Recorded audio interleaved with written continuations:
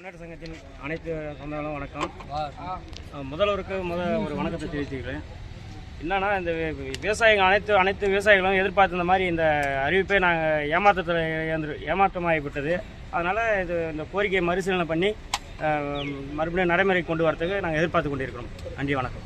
உங்கள் பேருங்க? பி. சிவா, பறக்கணும் வண்டி.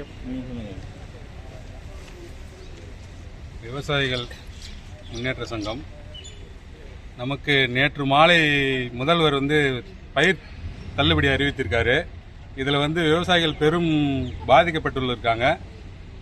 விவசாயிகள் வாங்கிய கூட்டுறவு சொசைட்டியில் அத்தனை கடன்களையும் எந்த ஒரு நிபந்தனையின்றி முழுமையாக தள்ளுபடி செய்ய வேண்டும்.